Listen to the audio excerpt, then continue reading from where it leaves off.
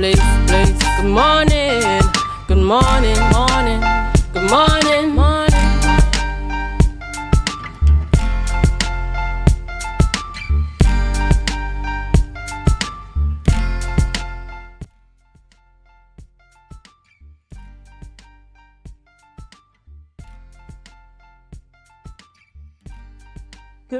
Good morning, and welcome to the morning show here on Tobago Updates Television. It is Friday, 24th January 2025, and we're coming to you live from the Port Mall here in Scarborough, Tobago. I am Adana Kambi, and this is the day that the Lord has made. We will rejoice and be glad in it. What a privilege to be coming to you this Friday morning as we prepare to head on into the weekend. Yes, I know you might be making your morning coffee or getting yourself ready for work or the children off to school. We count it a privilege that you have chosen us this morning and made us your number one choice for morning programming here in Tobago. It's because of you why we enjoy what we do, bringing conversations to you that you want to have as we talk about things happening in and around the Tobago. And while you stick around this morning for the conversation, of course, it's going to be an awesome conversation. But before we get into all of that, we have to head on over to the news in 90 seconds. Thank you, Adana. Here is your news in 90 seconds for Friday, January 24th, 2025. Tobago's gang numbers escalated from 3 in 2009 to 28 in 2022, surpassing several Trinidad districts, including Port of Spain. Chief Secretary Fali Augustine, in yesterday's debate, linked this to insufficient resources and the support for Tobago's security apparatus. He noted expanding gang territories and highlighted a rise in serious crimes, including murders doubling from 14 in 2023 to 26 in 2024. Augustine urged a memorandum of understanding with the Minister of National Security and called for better resource allocation. Police warned gangs are targeting impressionable teens, stressing the need for parental and community intervention. Up next, political leader of the Progressive Democratic Patriots, Watson Duke, was escorted from the Tobago House of Assembly chamber yesterday after disrupting the debate. Duke accused Assemblyman Terence Baines of breaching standing order by calling some contributions latrine talk. Duke left claiming that he was targeted and accusing the presiding officer of discrimination due to his opposition status. Duke later posted on his Facebook page, quote, "The Assembly presiding officer has consistently disregarded the rights of Assembly members who do not align with Faliites. She has overseen repeated violations of Standing Orders Article 45 by the member for Bethel New Grange, failing to intervene. Instead, she has overstepped her authority as defined in the Standing Orders, using intimidating and bullying tactics against those members of the Assembly who oppose Fali and friends in their debates," end quote. And finally, in some sports news, Tobagonian Josh James has been added to the Trinidad and Tobago Red Force squad for the West Indies 4-day championship cricket starting January 29th at the Brian Lara Cricket Academy. Joshua is a trailblazer for Tobago cricket, being the first Tobagonian to sign with the Jamaican Tallawahs as an emerging player in the CPL and to participate in the 2019 ICC Under-19 World Cup in cricket. And that was your news in 90 seconds.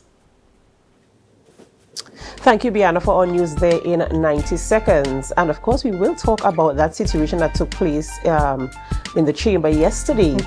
Mr. Duke stated that the presiding officer is abusing her powers, right? And, it just brings me to think now, how much, or if at least the Assembly legislature can do a public education drive so that the average citizen can understand the standing orders, the rules, the policies of the House, how the House is governed. I know they've been doing some work there, but if we could have like a general, continuous public education drive so that, you and I, the average citizen, can detect when something is out of line, when when she's in her right, when the members are out of, so that we too can identify, and so that when a member says that the presiding officer has abused their powers, the average citizen can say yay or nay in accordance to whatever the policies are, the standing orders, whatever the rules and regulations are. So, I would like to see that coming out of the Assembly Legislature, where we are actually involved in that type of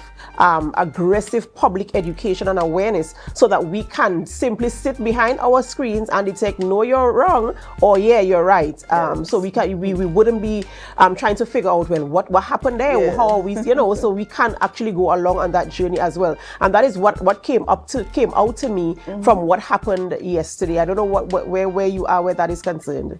Well, as you said, really and truly educate us on the standing orders, and sometimes, as being a part of debate for the Women's International Day last year, sometimes the crosstalk could be very distracting, Yes. It could be very distracting. It's part of the game too, but then how far do you go, and where do you draw the line, and what do you allow and what do you, disallow from happening there? So, it's interesting to see what the actual rules are, the policies, the guidelines are, so that you know how to navigate through the system, and that the average citizen would be able to detect and determine whether they want to agree or disagree with what has transpired in terms of the guidelines there. Yes. All right, Brianna, it's Friday. We're heading on into the weekend with that word consistency. I know that for certain. I fell off a little bit this week. I had a project I'm working on, and I missed one day. And missing that one day made me had to labor to catch up the other day. But I'm continuing there, and I'm holding on. And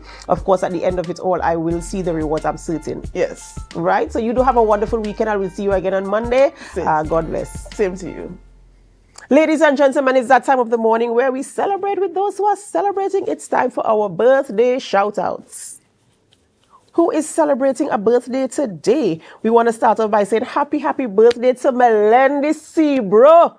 Sebro, it's your birthday today, boy. So we say happy birthday to you. We pray God's blessings upon your life, and we hope you have a wonderful birthday. I just have a feeling that you're going to have a good birthday today. So happy birthday to you. Sean Toppin is also celebrating. Sean, happy birthday to you. We do hope you have a wonderful birthday. We hope that you are surrounded by family, friends, and loved ones, and that you do enjoy this birthday season. Next is Kerry Jerry. Kerry Jerry is also celebrating a birthday today. Kerry, we hope you have a good birthday. We hope that you experience the love that comes with celebrating a birthday, and we hope that this chapter of your season is well written. Sherry Jerry is also celebrating a birthday today, and I believe it's a twin, Sherry and Kerry.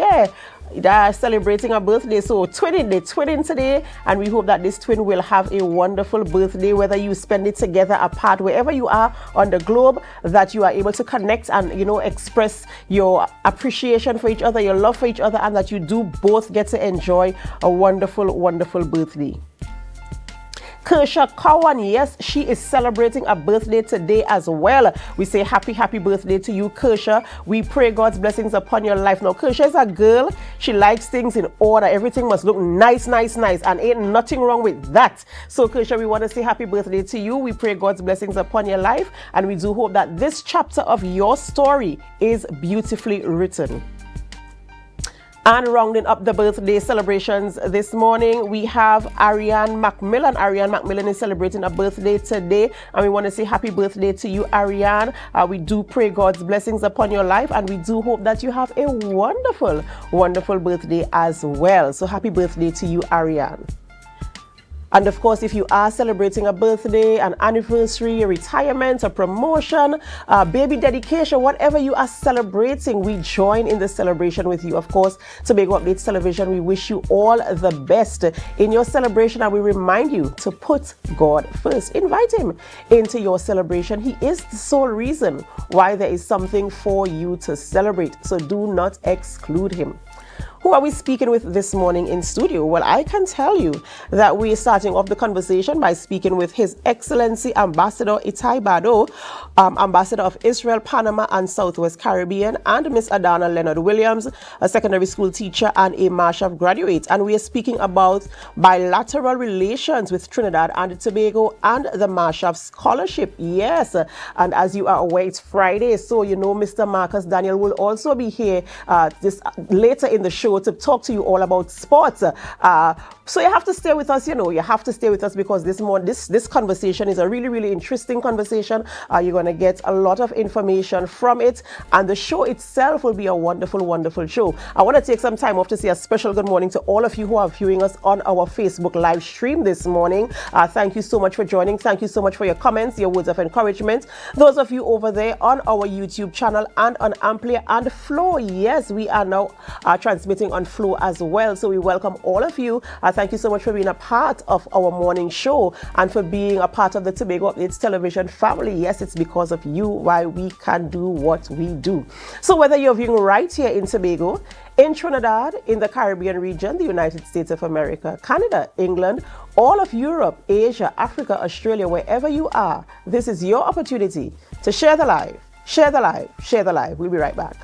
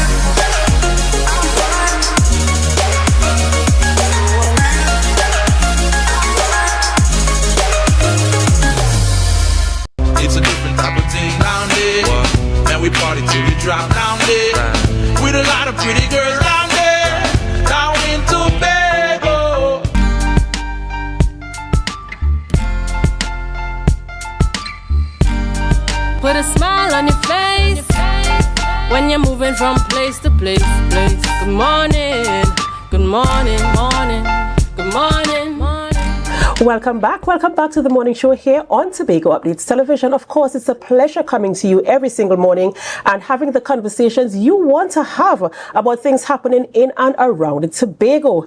Of course, my first guest in studio this morning, I'm so excited. I actually have two guests with me, as you are aware. I'm speaking with Miss Adana Leonard Williams. She's an English teacher, a life skills facilitator, MASHAV graduate, and a recipient of a pedagogical scholarship to Israel. Yes, updates. Also, guess who's in studio with me? His Excellency, Itai Bado, Ambassador of Israel in Panama and non-resident in Barbados, Guyana, Suriname, Trinidad and Tobago, and CARICOM. It is indeed my pleasure to have both of you with us this morning. Welcome. Good morning to Tobago. Good morning to the morning show here on Tobago Updates Television. Thank you very much. It's such a pleasure to be here in Tobago with you. It's great. Absolutely amazing. Adana, welcome also. Love Tobago. So thanks so much. Yeah, it's so amazing to be in this position now, to be having this conversation with you guys as we're talking about, bilateral relations with Trinidad and Tobago and Israel, and just the things that it affords us. What does it mean for us here in the local space, Trinidad and Tobago? And Adana, of course, your experience dealing with this situation, of course, getting that scholarship and affording you the opportunity to do the work that you so love to do. So let's get straight into the conversation, right? A lot of persons might be wondering, what does the ambassador to Panama and Trinidad and Tobago and all of these countries that we just listed, what is primarily your role and function? Well, I would say two main functions. One is, of course, strengthening political bilateral relations, but the other, which I really like, is trying to reach out to communities, to the people-to-people basis, and that is why Adana is with us today, because one of the things that we do is we provide, Israel is a world leader in many technologies, whether it's agriculture and water,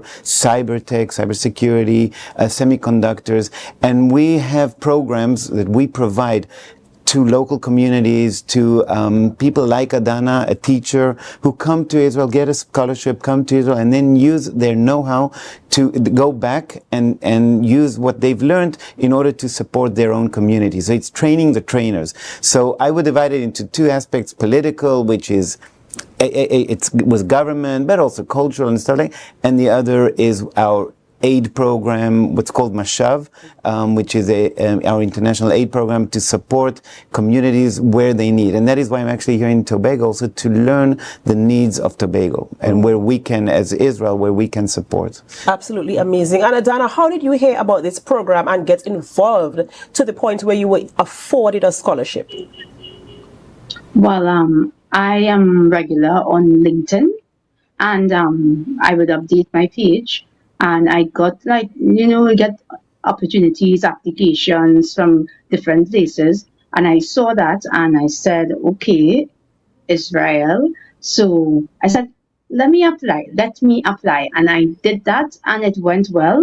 And I believe it's one of the best things that has happened, one of the best things that God has allowed to happen to me. And I want others to have that experience, because what I recognize is that what you would see on the media is not when you go to Israel, that's not the reality. Israel is fantastic. Jerusalem is not some stone crumbled place. Jerusalem is modern and just amazing, highly technical. The schools are very advanced in technology, robotics, coding, tech stuff, entrepreneurial competitions. And it was really wowing. And the innovations, political innovations, that is something that we need in our part of the world, in our country of Trinidad and Tobago.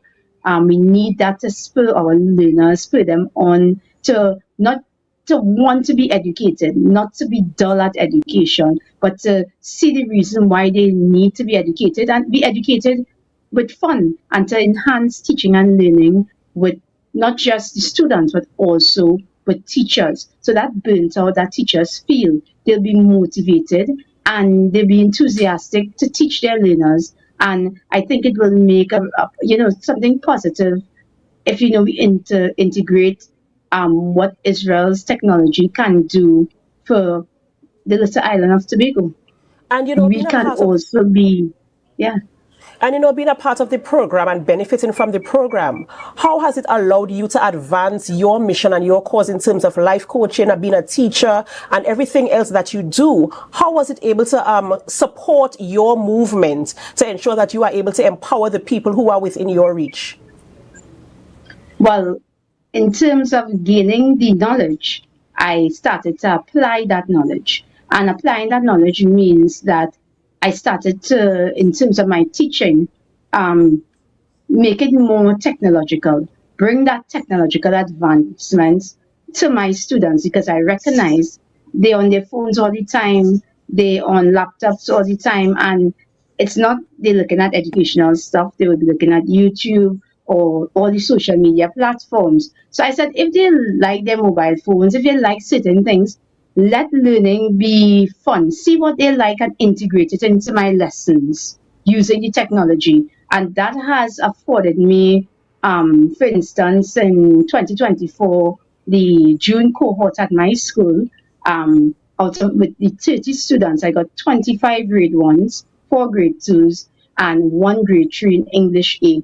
And that was possible due to using more of the technology in a big way. And I think my thinking changed a lot going to Israel, and that advancement that I want, I just wanted more, and I want my students to experience it. I want other educators to experience it on our island. Thank you so much. Yeah, that is what it did. Thank you so much, Adana. Ambassador, in your introduction, you were talking about the fact that you are trying to provide that measure of support, based on what Adana also said, to ensure that persons can advance education, cultures, and different things that happen in different countries. How do you determine which cause is the one you want to partner with to ensure that, they get their That's goals? a great question, because of course our resources are limited, so you have to choose. But we like to follow up with the alumni that have been to Israel, and then we go with those who come up with great ideas, with projects that we think, wow, that's interesting. And that is exactly what Miss Williams did.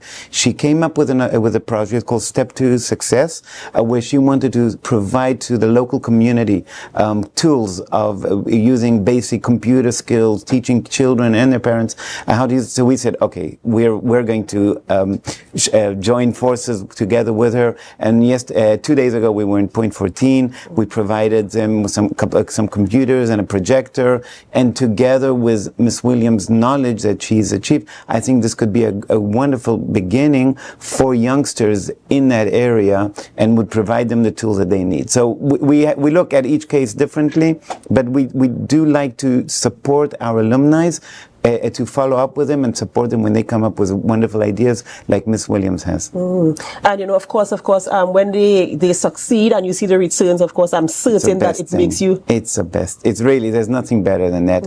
And I've seen it quite a bit around the region, things that we've done in Panama as well, and in the Caribbean countries that I am responsible for, in agriculture and water. We're doing something in Panama in cyber. It really is great to see the results. And since being here in this area, I think it's 2021, you took up ambassadorship. How many groups are you able, like even an estimate of how many groups that you were able to contribute to? So we have what's called our Moadon Shalom. It's our Shalom Club. It's alumni and we have around the region, we have dozens and dozens of them, I think around 80 or 90. And we've supported dozens of them in different, some need just someone to come and lecture, to support them in lectures. Others need some specific tools. But there have been a lot of these projects around, and I will continue to do it. Absolutely. Absolutely. And of course, partnership is very, very important, and collaborative efforts, of course. I might have resources that you need, and you have resources that I need. So we welcome the partnership, and of course, we do hope that your visit to Tobago will also yield some type of benefit. And if we could talk a little bit about your visit to Tobago and your primary focus and objectives for being here. So it's my third time in Trinidad and Tobago, but my first time in Tobago, and I'm very excited to be here. So one of the areas we're going to visit is the Methodist Primary School, where I'd like to learn if there are any needs, if they need anything, if there's anything that we can support or provide them. So that's why I'm here, to come and learn. First of all, to come and learn, to make connections. Hopefully also go to the Parliament and hear from them as well. So initially, you first have to, I can go and Google, but there's nothing better than hearing on ground what really are the needs, what, as you said, it's a bilateral thing. So there are things that we can also be assisted by from Tobago. Also trying to maybe enhance tourism and other issues. So it's a broad array of issues that I'm coming to try and learn my first time here. And I just want to say, it was just amazing landing in Tobago, and the drive I did to here. I love this Caribbean vibe. It was, you know how to make a very good first impression. I really enjoyed it. I'm sure if all of Tobago is listening, of course, you will agree with that, and you will stand proudly, because that's what we do as people from Tobago. Of course, we welcome our visitors and we ensure that you feel at home and welcomed. In terms of the program and the support that you provide, how do you measure your success? Do you do any follow-ups to ensure that the organization, they use the resources in the way it was designed to be used and it brings the results? How do you do that? That's a great question. So we do try to create a database of all our alumni, and to follow up with them, we try, because I'm not physically in Trinidad and Tobago, it's a little more difficult. So what we do in Panama, for instance, where we have a big base of alumni, is we will do meetings once every, and we'll bring a lecturer, or we'll hear from them about how they've used the tool that they've been given, and because the idea is to train the trainers, and so we like to share the information. So we'll do these different sessions, we'll follow up, and as I said, we have these projects specifically for alumni where we will provide financial assistance. It can be a few $100s, it can go all the way up to $10,000 for each alumni to assist them in the project that they want to do. And Adana Williams is a wonderful example of that. So that's how we'll keep And on. I was going to say that based on what you said, Adana, shows that the program, of course, yielded benefits. You were able to see how being a part of the program impacted your teaching experience, seeing your students, of course, excelling because of, what you went through, the resources that were made available to you and the training that you received as well. I'm happy that you had that experience in Israel. And I like what you said when you spoke about the impression that we have about Israel is really not that. So just talk a little bit more about that for me so that people can get a visual of what it really looks like and a feel in terms of the culture there in Israel as well. Well, if I had the opportunity to share my screen a little more, to show you pictures, it's well developed Tel Aviv, very modernized buildings. When I looked at the surroundings, very clean. Jerusalem, very high tech, trains, different modes of transportations. I must say the buses were always on time. When you look at the screens, if it says in the next 2 minutes, it will be there in the next 2 minutes. I was really impressed with the modernization of Israel. The other thing that we experienced was seeing that they are very self-sufficient in agriculture, and they push agricultural practices, but more with technology. So where we stayed at our hotel, Ramat Rachel Hotel, everything that we ate came right from Israel. They are self-sufficient from the kibbutz that were around us. They would have gathered some of the produce that we were eating every day, very healthy eating. So we had olive oil, we had a honeycomb for every breakfast. It was just optional, but everything was well done. And another additional thing that they did for us, besides just academia, would have been we had tours to Sea of Galilee, Jordan River, the Dead Sea, Masada Park, where you go Holy Sepulchre, where Jesus walked. You saw Mosque of Omar. I think that's the third highest mosque for Muslims. So it was like, this is like welcome to the places in the Bible, and it's like hitting a bird with two stones in terms of you have the academic part, and then you have this whole experience as a Christian as, just fantastic, amazing, like, wow, I'm actually here. And I mean, that modernization was something that it's not a Stone Age place. It's not a just rocks all over. It's a real modernized world. So, when I hear people make comments, I ask them, have you ever been to Israel? No.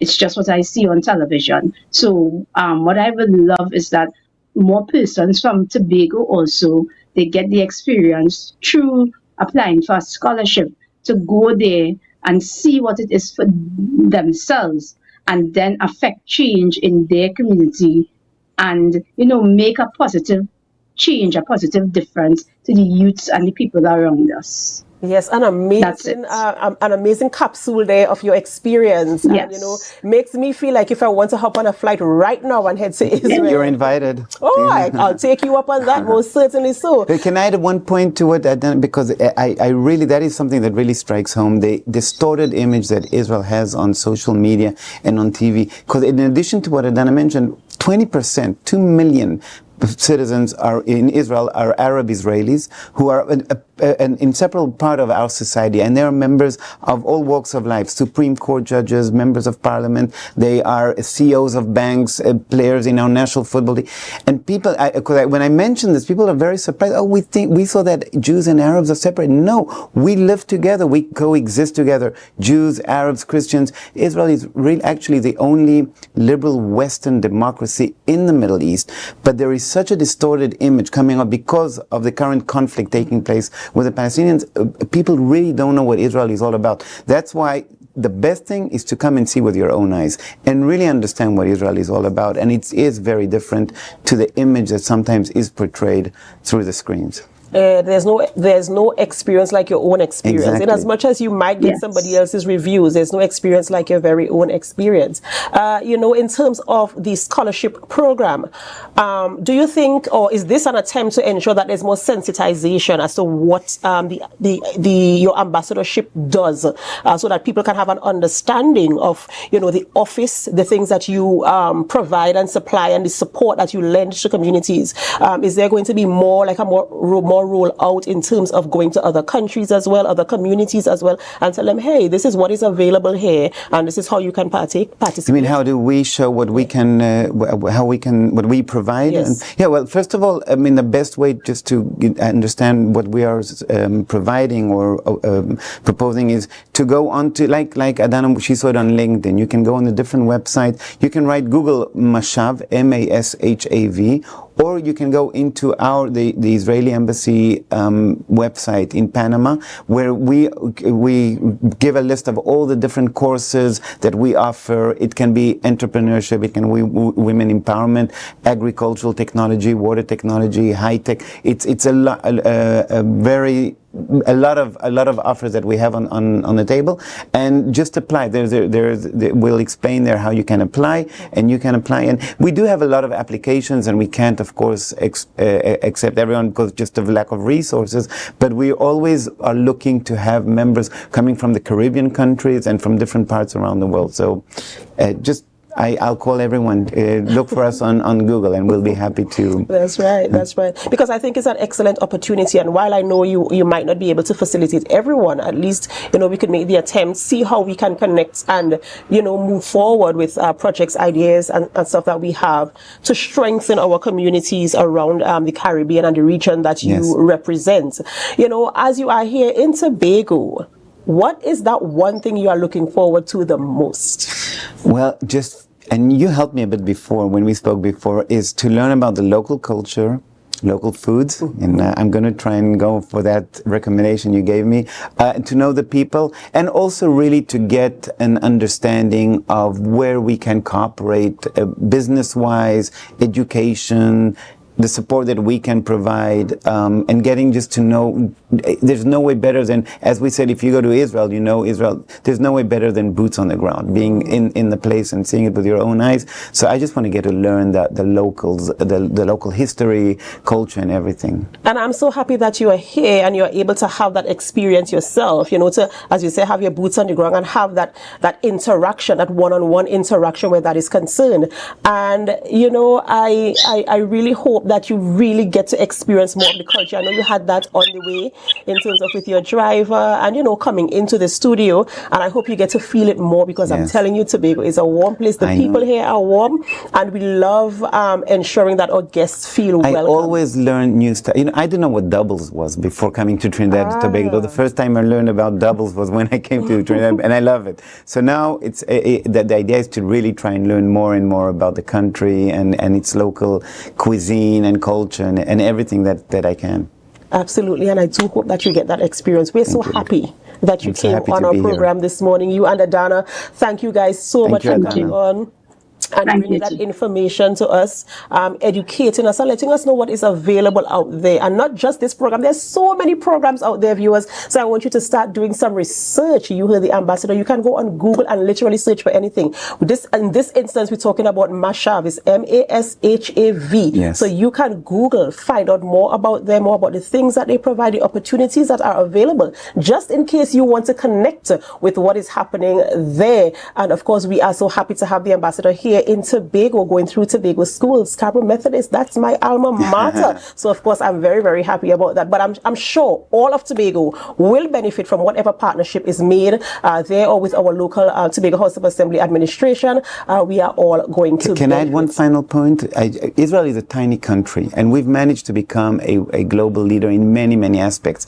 And we had a visionary before the State of Israel, Herzl, who said, "If you will it, it will happen."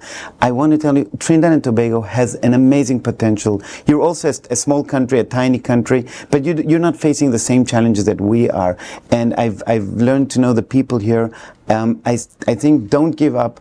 Try, register, apply. I'm sure some of you that will apply, we will accept, and we'll be happy to provide you a scholarship to come to Israel. So if you will it, it will happen. And Trinidad and Tobago definitely has an amazing potential. So I'm hoping we can continue working together.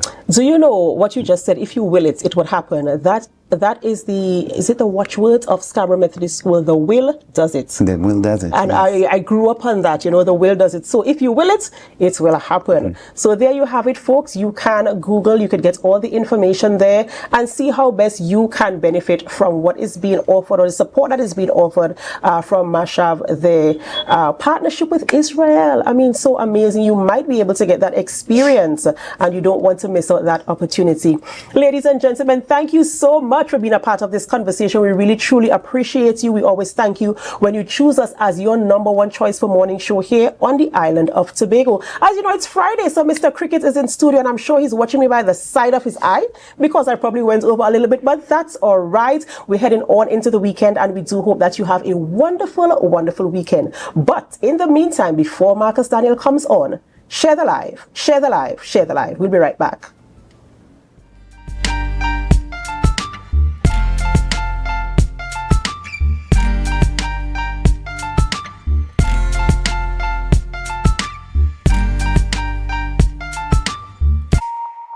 Want to get better? Where to start? What kind of exercise to do?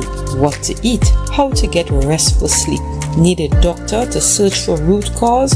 Look no further. Come to Majuba Hill Lifestyle Center Foundation at our Wellness Center in Goodwood, or Food Hub in Darrow Springs, Scarborough, or Doctor's Office in Goodwood and Darrow Spring. Contact 49 Swift 4979 438. When the game is on, you don't want to miss the best moments. With AMPLIA TV, you can enjoy our ultimate sports package and watch your favorite games on the go. Stay connected and informed with sports news, scores, and stats with AMPLIA's fastest internet speeds. Up to 1 gigabyte fiber internet, you can stream riveting football action, cricket, NBA games, and much more. With AMPLIA, it's game on. Visit amplia.co.tt or call 800-4663. AMPLIA. Do more, live more.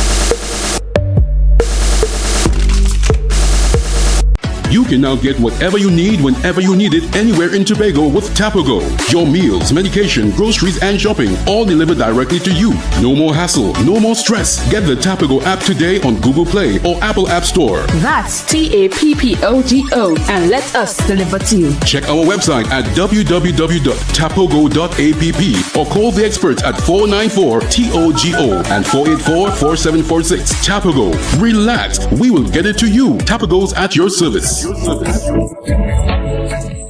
Tobago Glass Supplies has been a leading name for over 37 years in the glass and aluminum market in Tobago. We provide an extensive range of high-quality, innovative aluminum and glass products for commercial and residential use. Competitive prices with superior and professional services by committed employees who are guided by rigid quality standards. Tobago Glass Supplies specializes in the manufacture and installation of glass and aluminum products that are essential to today's homeowners and the business environment. We are engaged in marketing, sales, and installation of a variety of products. These ranges from windows and doors to necessities such as mirrors for homes and vehicles, designed and manufactured in-house or imported.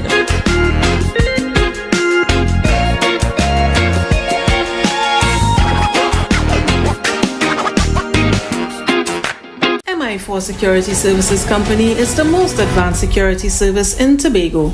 Ask about our cash and transit service. It's safe, risk-free, reliable, and timely. We provide safe banking delivery for all business types and sizes with highly trained staff, 24/7 monitoring, coordinated emergency response, and a well-maintained fleet of armored vehicles. Contact us at 660-7723 or visit our website at www.mi4securitytt.com to sign up today.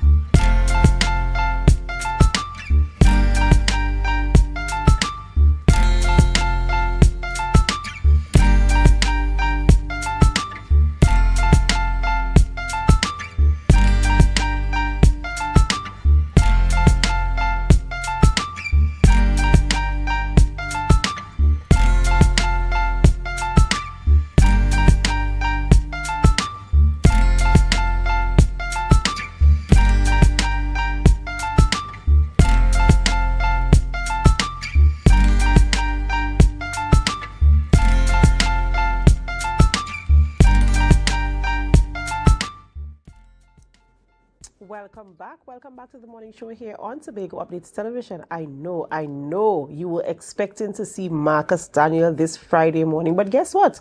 I'm still here, and we're going to continue conversations this morning, and we switch gears a little bit to sports, and we're speaking to Adonis Jones, Director and PRO of Golden League Athletics, as we talk about a tournament that is upcoming. Good morning and welcome.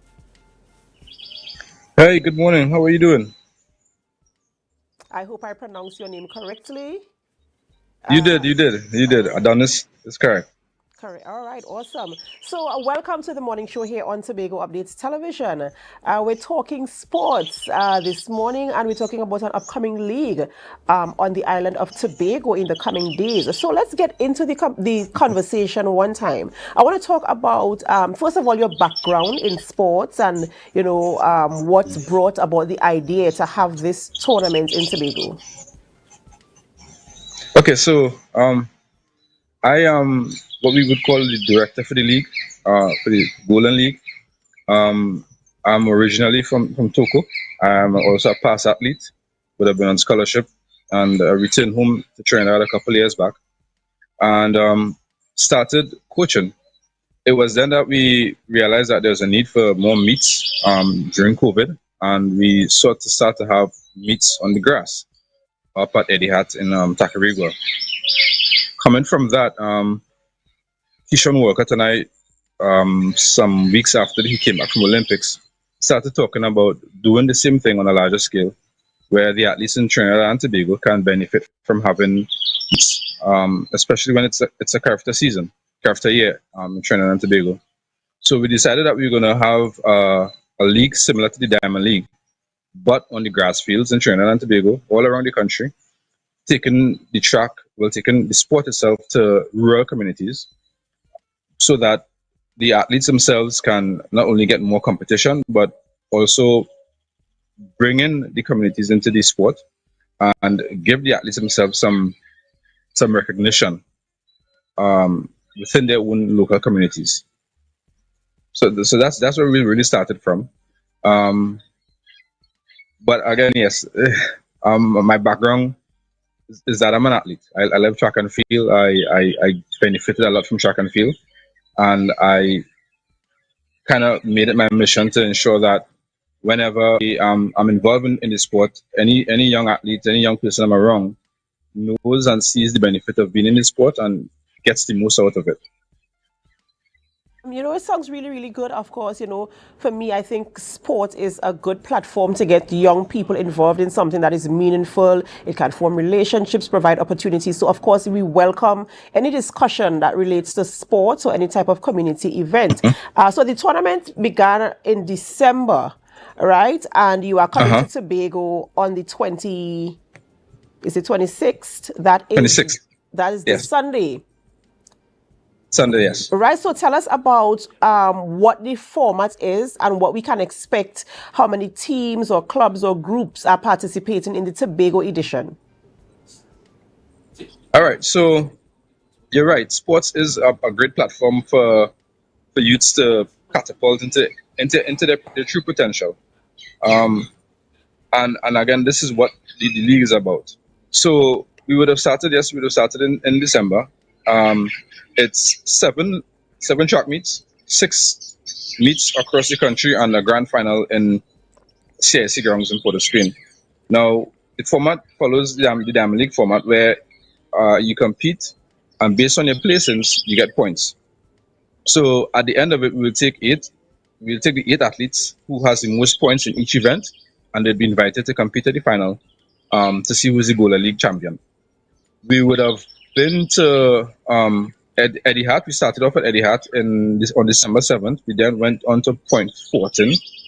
At those 2 meets, we had approximately 360 athletes registered to compete. About 20 clubs registered, and some schools involved. We would have competed over the events like the 60 meters, the 150 meters, 300 meters, 600 meters. And you'd realize that the events that we're doing right now, it's not the customary distances, because the athletes are still early in the season. So we don't want to have them competing full on in the traditional events just yet. We're trying to kind of like align our league to where the training seasons are right now. It also kind of duplicates what's going on abroad in terms of the indoor season and the indoor distances athletes will be competing at. So we're in Tobago this weekend, and I can assure you that it's going to be a big event, because we already have about 400 athletes registered to compete. All the clubs in Tobago are registered. We even have athletes from Trinidad coming up who wants to continue gaining points to make it to the final. We're looking at the 150, the 60 meters, the 300, 600. We have a mile race. We have long jump. We have to discuss, and of course javelin, because they can't have javelin without Keyshawn Walcott. That's right. If he's a part of it, you must have that discipline as well. And where is the meet taking place on Sunday? Yes, it's at Shore Park. It's at the Shore Park Recreational Facility. We start the throughs start at 9, and the track events start at 10. We go until about 5 in the afternoon. And And based from what I've seen at the last two legs we've had, it's going to be intense. It's going to be jam-packed with a lot of action. Like these athletes are fire. These athletes are they're shooting warnings, and like I said, like I asked them to be athletes, are you guys ready to really take on the Trinidad athletes and show them that it is not just Trinidad alone, it's Tobago, and shoot your own shots of warning. That's right. And is there a cover charge to enter if persons want to come to support? Is there a cover charge? So that's the good thing about this league. It's totally free admission. Usually you pay a cover fee to come in. There's none. Just bring your seats. Just bring your family out. There's going to be refreshments on sale. The athletes themselves, there's an athletes village, so they have refreshments for themselves. We're really trying to bring what Keisha himself would have experienced or would experience when he goes to compete on the Diamond League in Europe to the grass, to your local communities, so that your grandmom and your nana and everybody could enjoy track and field right in the backyard, see the best of the best in Trinidad and Tobago right in the backyard, and of course you get the opportunity to support your local athletes who are training in the communities. We have Lambo Alliance coming through. We have Mercury. We have all the clubs in Trinidad and Tobago. Sorry, that train all around Tobago. They're going to be right there representing you, in the best way possible. All right. Well, of course, we wish you the absolute best success there. And we do hope that Tobago comes out and support. And we hope that, as the league continues, it will continue to grow and provide more opportunities for young persons in Trinidad and Tobago, that they can go on international platforms and represent our country as well. So all the best to you and the organization, the company there that is producing this event on the weekend. And we do hope to hear more from you as the season progresses. Ladies and gentlemen, we've been speaking with Adonis Jones, the director and PRO of Golden League Athletics, a tournament taking place here in Tobago. They started already in Trinidad, and it is taking place this Sunday at the Shore Park Recreational Ground. So all are welcome to come out from 9 a.m. all the way to about 5 p.m. thereabouts. So if you're looking for something to do on the weekend, this is a good opportunity to do that. Ladies and gentlemen, we have to go for a short break before we continue conversations in studio this morning. And as we go, we invite you to help us. Share the live, share the live, share the live. We'll be right back.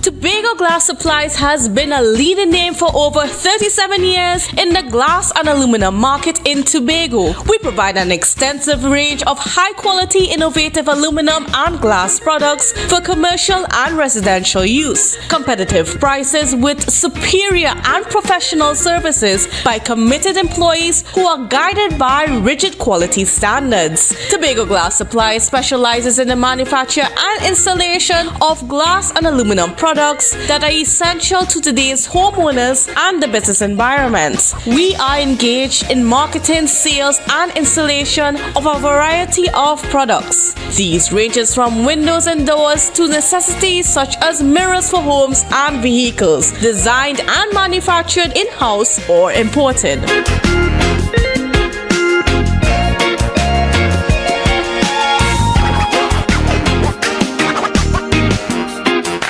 MI4 Security Services Company is the most advanced security service in Tobago. Ask about our cash and transit service. It's safe, risk-free, reliable, and timely.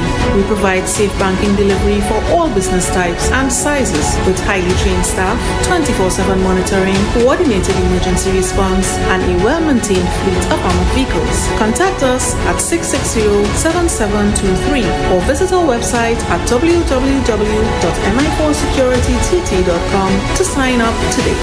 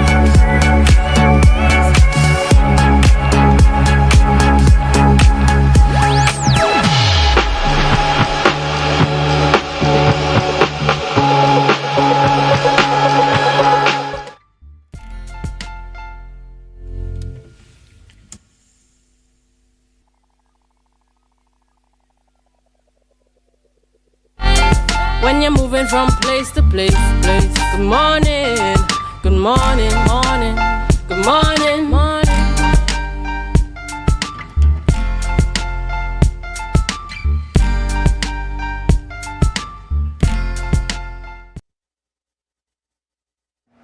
Welcome back. Welcome back to the morning show here on Tobago Updates Television. We're just at 7:52 a.m. So if you're getting yourself to work for 8 a.m. and dropping the children off, remember to drive safely on our nation's roads. We want to get there safely as possible. We continue conversations this morning and we speak with Miss Diane McClatchy and we're talking about transforming lives one at a time. What exactly are we talking about? But before we get into that conversation, I must say hello to her sister who is viewing from Canada. Yes, she told me about you and we're so happy that you're here with us this morning. Good morning, Miss McClatchy, and welcome. Good morning. Thank you so much. And of course, good morning to the viewers Tobago Updates. Right. And so we're talking about transforming lives one at a time. And I know that you are a believer of Jesus Christ and you are, very, very passionate about who you are. You understand who you are and you understand the mandate. And you, of course, share love. The person I know you to be, you're always smiling, always happy, and always looking for something to get involved in that will impact lives and improve the lives of people. So now we're talking about this new program, Transforming Lives. Yes. Let's get into it. What was the idea behind it? Well, transforming lives one at a time. When I looked at the kind of things that was taking place and still is taking place in our society, in our nation, and of course the nations of the world, I felt that I had to do something. Because there is a sense of hopelessness when you look at the crime, when you look at so many persons committing suicide, homelessness, and so many things. Persons tend to feel like all hope is lost. And I came up with this Transforming Lives one at a time because I said to myself, if I can impact one life, one at a time, then of course I am going to get a ripple effect and it's going to spill over. So transforming lives one at a time is really my give back. What I'm giving back to society, because we have so many other things we could talk about. We talk about so many different issues, but I more zero in on social issues, the things that a lot of persons don't even speak about. And I want to have solutions. I want to give persons that hope that all is not lost. And what is the approach in terms of achieving that goal? Because, it's a big job. Yes.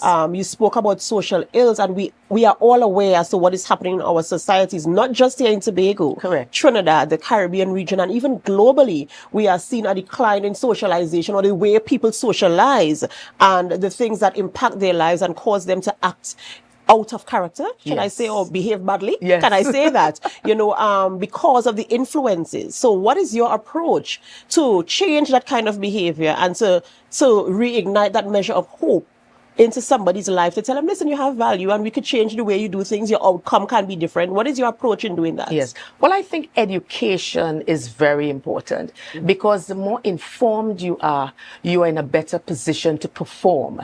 And transforming lives one at a time, we seek to encourage persons to become the best versions of themselves. We want persons to be a part of the solution and not the problem. So what we do, we will delve into various topics like coping with the loss of a loved one. How do I treat with domestic violence? Because we have a lot of broken homes, a lot of suicides, so many things that is going wrong in our society. So I am here to find solutions. So I'm going to bring in the experts, the persons who has the answers. And of course, as a community, we can all come together because no one entity can do the job. The church cannot do it alone. The police cannot do it alone. The politicians cannot do it alone. Other stakeholders cannot do it alone. But Transforming Lives seek to bring a comprehensive approach. So all the stakeholders coming together as we come up with ideas. How can we make our communities better? How can we make our homes better? And as we talk about homes, everything starts at the home. When we look at the situations in the schools, remember we have a lot of broken homes. We have children coming from broken homes, broken families. And because of that, we are seeing the ripple effect. We are seeing the manifestation. So we are really about getting back to the root of the problem, because it's only when you get to the root of the problem that you can really solve the problem. And that is very key, because sometimes we tend to deal with the outcome Correct. rather than going back to the origin. And Yes. that's where we need to go back to the origin. So that's a very good approach. In terms of collaborative effort, because you said you're bringing the expert, what is the response like in terms of the experts or the persons with the knowledge, the know-how to deal with the situations that might arise? What is the feedback like on your collaborative efforts? Yes, well, I have been getting a fantastic feedback, because what we have recognized, both the stakeholders and myself, is that we have a problem. And many times we seek to address we seek to talk about the outcome. We're not talking about the root. So what we're doing is actually fostering the environment so that persons can be able to have the information needed. So whatever situation a person might be going through, I am actually bringing persons on board who has that kind of expertise, so that they could say, okay, you have just lost your job, no income. How do you deal with this? Depression will come in. I would bring in persons that would be able to speak to depression. Some of the topics that I include is like coping with the loss of a loved one, speaking to the king in our men, speaking to the queen in our women. Because if we can recognize as individuals the value that has been placed on our lives, we are in a much better position to give out to society the positive and not the negative. This is so heartwarming, to hear that this type of, and the passion, I could feel your passion. Yeah. I could sense your passion when you're speaking about it. So I know that you're definitely, you're not just doing this because you're looking for something to do. Correct. And I know that this program is supposed to be airing on Tobago Updates. Of course, so tell us a little bit about that in terms of when it's going to be airing. Do you have your schedule done yet? Well, I know it's on a Saturday, 5:30. Right. Okay, good. So we'll be tuning in there to see, how the conversation unfolds. And, we're looking forward to the outcomes and the results, and of course, for transform lives. Definitely. Throughout communities across Tobago. So Yes. of course, we wish you the absolute best. Thank and you. if I had more time, we'll be talking about this for another 20 minutes. Yes. But time will not permit. We have a limitation on time this morning, so we have to Understood. wrap here. Ladies and gentlemen, we've been speaking with Ms. Diane McClatchy, speaking about this new program airing on Tobago Updates Television this Saturday, Transforming Lives One at a Time. And what an important topic, what an important project to embark on. And I do hope the collaborative effort continues to get stronger, and that stakeholders will continue to come on board and partner with this initiative as we, restore and repair our communities across the island of Tobago. Well, this is where we have to end the morning show on Tobago Updates Television, but it's not where we end our programming. We head on over to GMT. That's Good Morning Tobago with Mrs. Natalie Seeley Richardson and Mr. Luke James Trim. We continue the series on Beneath the Surface. Who are we speaking with this morning? Well, to find out, you have to stay tuned. And how do you stay tuned? You stay locked on and you tell your friends to share the live, share the live, share the live.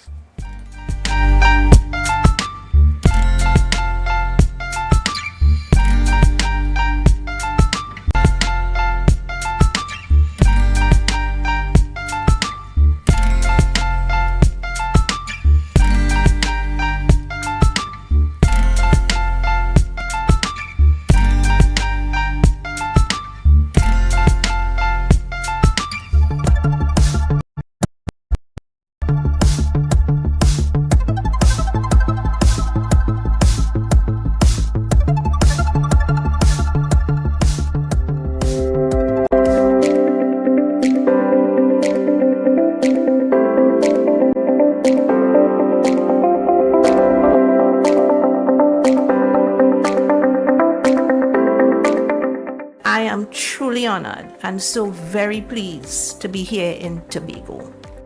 This office here in Tobago marks a momentous milestone in the ongoing efforts of the Procurement Board, the management and the staff of the OPR to ensure that we fulfill the tremendous responsibility that has been entrusted to us, that of ensuring the integrity of public procurement activities and ultimately securing the public interests.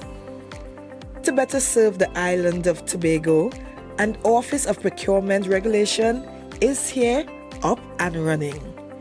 One might ask, what's the importance of having this office?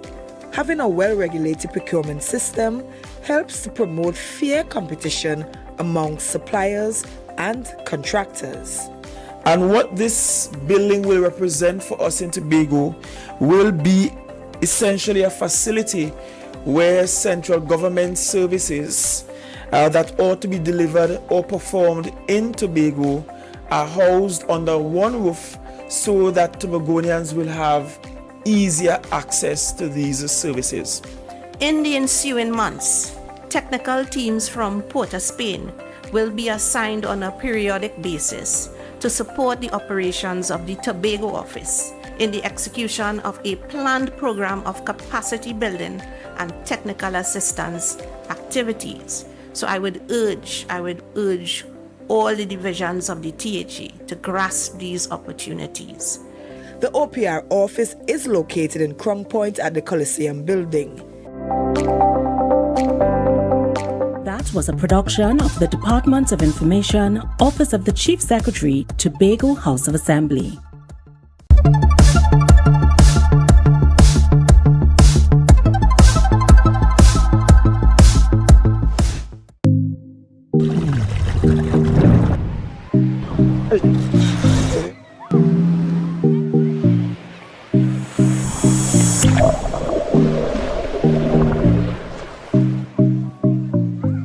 We have not had a shark attack in my years of scuba diving and being in the marine environment.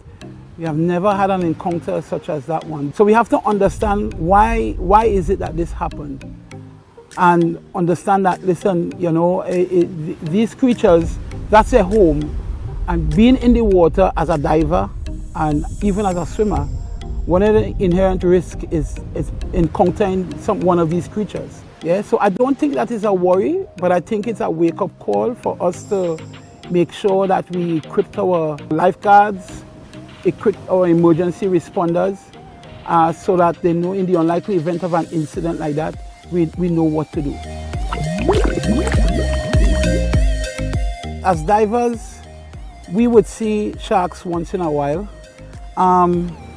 but most of the time it's what we call provoked or unprovoked occurrences. So when we see them, they tend to avoid us. They don't like the human contact at all. We are not part of the ecosystem, so they don't know us as food. So the fear isn't there. The fear is mutual. They are more scared of us as we of them. Okay, so we just have to respect the animal.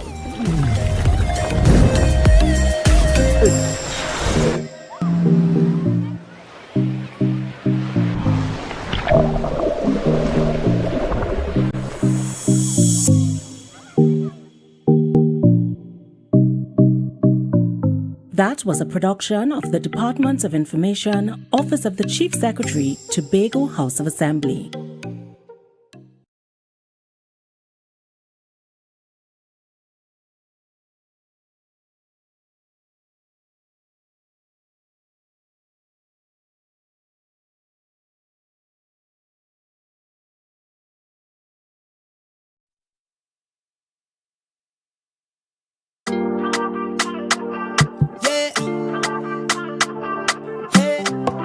A brand new dawning as the passion start to rise, the energy fill the skies. I say thanks a favor to wake up and hear me neighbor. 60,000 people strong and the vibes is never wrong. We are beauty, we are power, we are people. Good morning, viewers, and welcome to Good Morning Tobago right here at Tobago Updates. And you know, we are continuing the Beneath the Surface series right here. So for those of you who have been tuning in for the entire week, thank you so much for staying in with us. For those of you new to this space, new to the Tobago Updates family, you don't know my face from a place, my name is Luke James Shim and I'm proud to be your host for this morning's show. I'm also joined by none other than the lady we love to see on a Friday morning, Miss Natalie Seeley Richardson. Good How are you morning. doing? I am well. Okay. I am well. And of course, you know, I love Friday mornings because I get to be here. Mhm. And Luke, I enjoyed your company. I mean, I know you are leaving soon. You're going back to school, but Yes. it was really a pleasure having you with us, you know, for the time you were. Thank you so much, Natalie. And it's always a pleasure to sit down with you here on Fridays. And we are continuing the Beneath the Surface series, a very Yes. interesting series, one where we go beneath the surface, as it says, you know, to uncover and peel back the layers to these politicians, their lives, their tenure, what they look forward to, their challenges. And for this week, we have been getting that personal touch. We've Yes. been going deeper and really understanding what it takes to govern the island of Tobago. What are your thoughts on the show thus far? And I think that's important because many times we see public figures just as public figures. Mhm. And, you know, sometimes we become very critical. We have such great expectations. But when you sit and you have the opportunity, which is not very often, so I appreciate a series like this, you get to know that politician as a person. You realize that's someone like me. And even for young viewers who may have aspirations to, you know, get into government, etc., you would appreciate that, okay, I can learn from these individuals who sit in that seat of governance. And you know, Natalie, before we get into the fun of this and introduce our guests, Yes. we have to give the news in Of 90 course. seconds. So, Tobago's gang numbers escalated from 3 in 2009 to 28 in 2022, surpassing several Trinidad districts, including Port of Spain. Chief Secretary Fali Augustine, in yesterday's debate, linked this to insufficient resources and support for Tobago's security apparatus.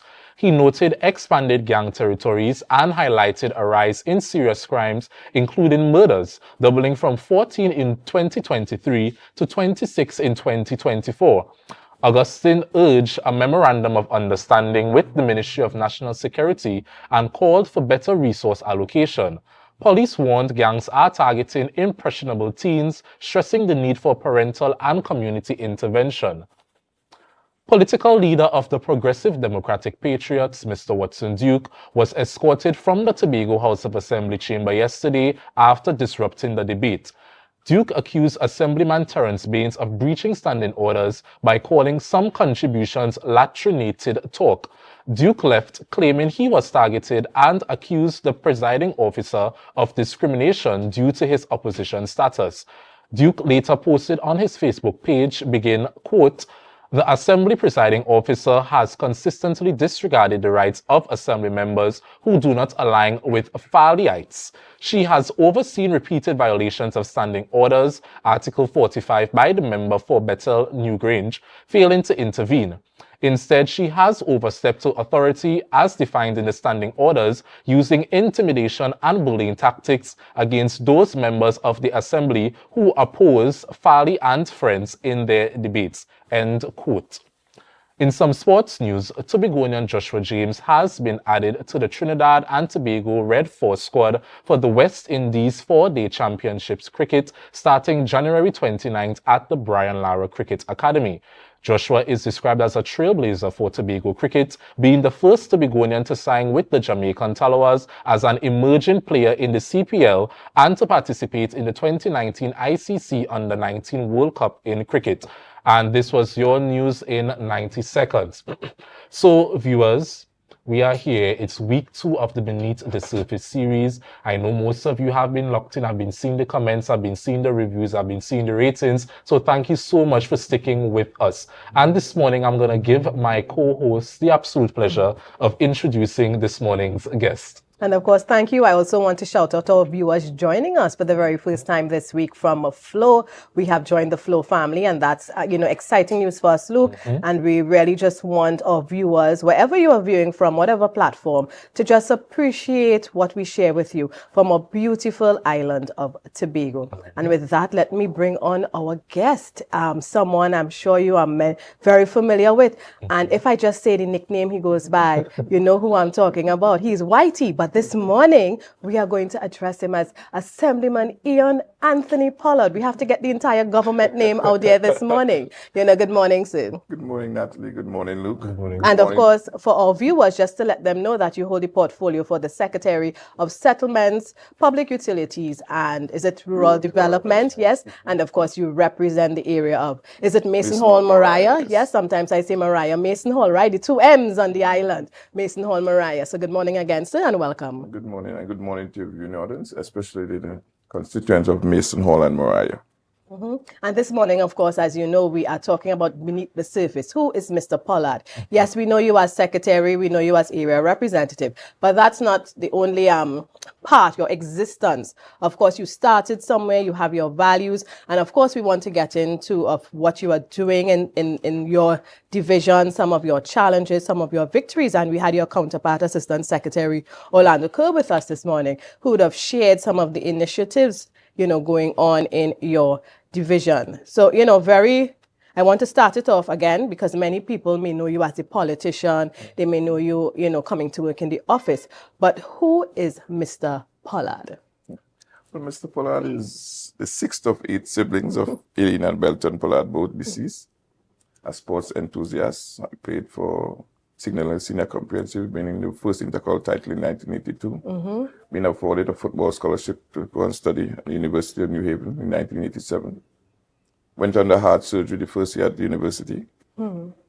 Has the second oldest artificial heart valve in the world. Wow. And just a lover of Tobago and the advancement of Tobago and Tobagonians. And you mentioned 6 of 8 siblings. What was it like growing up in a house with 8 of you? I was always the favorite of my parents, so I used to get away with everything. I wonder if the others will agree with that. We'll find out. So what was it like? I mean, having siblings, I guess you don't need to wait on the neighbor's child to play with you. No. And you mentioned sports. And that's why we were in sports, because my parents had 8 siblings. My aunt lived with us, they had 4. That's 12. And then another aunt living behind us, they had 8. Wow. So we used to have a full 2 teams that we could have played football, netball, whatever we wanted to play, cricket in the roadway. So we always closely knitted as a family. Right. What did you study at university? I have my qualifications in accounting, economics, and finance. Right. And I wonder how many of you knew that. Sometimes, we see our politicians and I mean, it is practice because we say in government, your minister or your secretary doesn't have to have that skill set because they have the technical advisors. But I always think it's good if you can be aligned to that your specific ministry in terms of, training, because you kind of can keep tabs of what's happening, so it's good that you have that training and, that professional background. I know you'd have worked across many industries. I also understand that I don't know if you still do it, but I know you, maybe I'll say were a FET promoter. Yes, and I guess that would have brought, management skills, logistic skills, and, so how do you think that these different training across different industries, because quite various, you're talking about economics, finance, promoting FETs, how do you think that trained you for where you are today? Well, I was always the person who liked investments. I'm not the person who will depend on the government. First time I worked for the government was probably 1998. Right. But I always bear something that you could always grow into something. You could always excel if you do something on your own. So I always had that initiative. I had the backing of my family because besides being a FET promoter in a young age, I did several other investments. I tried everything because I always wanted to get ahead so I could make a better life, not for myself, but for my entire family. Right. So all of these bode well, but my passion is really real estate and land development. Because I see the home, as Ms. Bradshaw just said on the last interview, that a home and housing is a social issue. And we're seeing where the problems in society now stems from the breakdown or the decay in the home. Right. And I'm thinking that if we pay attention to that aspect of life, I think we'll have a better society. But I've tried, like I said, I have 2 kids. I never worked for the government, 36 and 29, because I always like the private sector. Explore. It's better you work for yourself than be working for somebody. So I use all these opportunities to grow. But I always have a love for people and see people satisfied. Right. Okay, great, Mr. Pollard. And you touched on homes from a metaphorical perspective. So I want to go into the homes in a literal sense. Yesterday, speaking with Mr. Kerr, we touched on that national issue where housing is concerned. We understand that people have to wait over 25 plus years for one house. But I want you to provide an update on the progress of the social affordable housing units project that commenced sometime in February 2024, if I'm correct. And what impact has it had on addressing the housing needs on the island of Tobago? Well, the social affordable housing initiative was to really construct 10 homes for needy families, because we're seeing more and more persons falling through that crack that need that kind of assistance, because you have persons, mothers with 5 children, being evicted, having domestic violence issues. So we really we wanted to construct these homes to assist these persons, because these are initiatives we saw when we visited Jamaica and St. Vincent, how they deal with the social issues of housing. But funding is a problem. I mean, a contractor was given the contract to construct these homes. We had paid at least $2 million thus far. For at least 4 homes. But the homes run at least about $565,000 for the 3-bedroom and $485 for the 2 bedrooms. He has completed 1 home at Blemin, and he started the next 3 at Milford Court. So we are hoping sometime by April those 3 could be finished, and then start the next 6 to have that contract over and done with, so that person, because we have persons on the waiting list with various issues that we really need to move them into these homes. And Mr. Pollard, you touched on the finances being one of the major problems or setbacks to, completing these projects. And, in the Tobago space, we understand that the conversation of Tobago's autonomy somewhat aims to remedy that problem that you all are facing with financial constraints. Give us that future perspective. If the island is to achieve some level of autonomy, we understand that the bill speaks to us getting a certain amount from the national budget. How do you see that that achievement of Tobago's autonomy transforming the housing sector here on the island of Tobago? Well, we would definitely get a higher allocation or more monies, because this year we were only given $2 million for housing, while the Ministry of Housing in Trinidad got $192 million. And then you have homes being constructed by the land settlement agencies. They have starter homes being built, I think 600 starter homes to give away to people in Trinidad, citizens in Trinidad, freely. But we were only given $2 million. So unless the allocation is increased, we will always stick in this quagmire, because besides that, what they give us also is $4 million for the grants program. So it's making me feel like all we could do is do repairs. Right. There's no housing construction on the island. That is why we have the PPP. We have introduced the PPP arrangement, or the design build finance, so that we could have contractors from the space come with their money and increase the housing stock. That is the only way we could remedy the situation, because our database has over 9,000 persons waiting for homes in housing lands in Tobago. So unless we have that increase in allocation, people will always be wanting and frustrated about the system, that they have been in the system for 20, 25 years and they haven't received a home as yet. Understood.